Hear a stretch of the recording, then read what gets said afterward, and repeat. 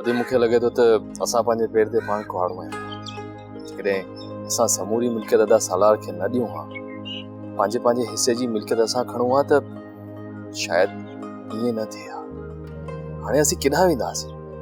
कराची हली असीं कंदासीं छा? नादिर मूं इहो फ़ैसिलो सोचे सम्झे कयो आहे। नादिर, असां हिते ज़िंदा नथा रही सघूं। जेको माण्हू पैसनि ख़ातिर पंहिंजे पीउ खे माराए सघे थो, छा उहो असांखे बख़्शे छॾींदो? न, उहो असांखे बि माराए छॾींदो। अॼु ज़िंदगी मौत अलाह जे हथ में, अदा सालार जे हथ में न आहे।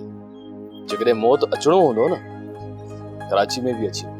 नादिर, हिते बेरहमी आहे।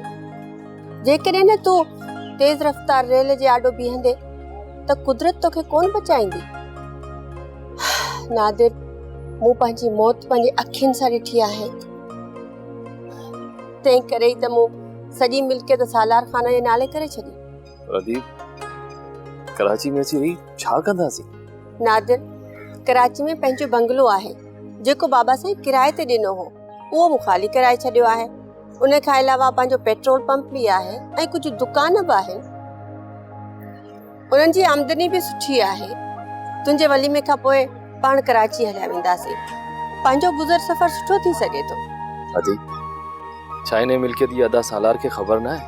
न, इन मिल्कियत जी मूंखां सवाइ सिर्फ़ सुल्तान खे ख़बर आहे ऐं उन प्रॉपर्टी जा कागज़ात मूं साले वटि रखराया आहिनि। अदी, इहो तव्हां तमामु सुठो कमु कयो। हाणे मूंखे को बि अफ़सोस न आहे। तूं त मुंहिंजो सुलक्षणो भाउ आहीं। मां तोसां कीअं थी नाइंसाफ़ी करे सघां?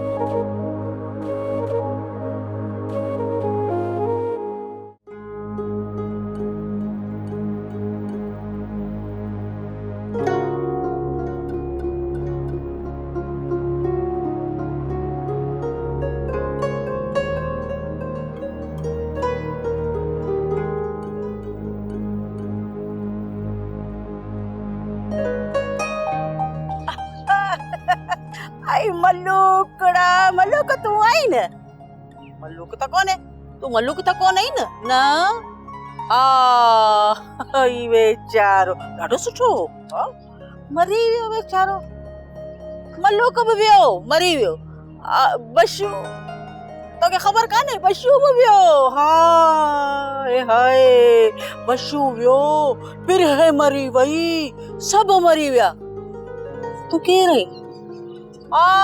हाणे तोखे सुञातमि, सुल्तान आई न? सुल्तान ॻाल्हि त ॿुध, मुरादी किथे आहे? मासी, तूं ई त मुरादी आ। सोप सीरियल सिंध जाई तमाम एपिसोड्स ॾिसो हाणे HD क्वालिटीअ में। विज़िट करियो असांजो YouTube channel Sindh TV HD drama. Subscribe कयो असांजो official YouTube channel Sindh TV HD drama ऐं वधीक अपडेट लाइ बेल आइकन खे क्लिक करियो।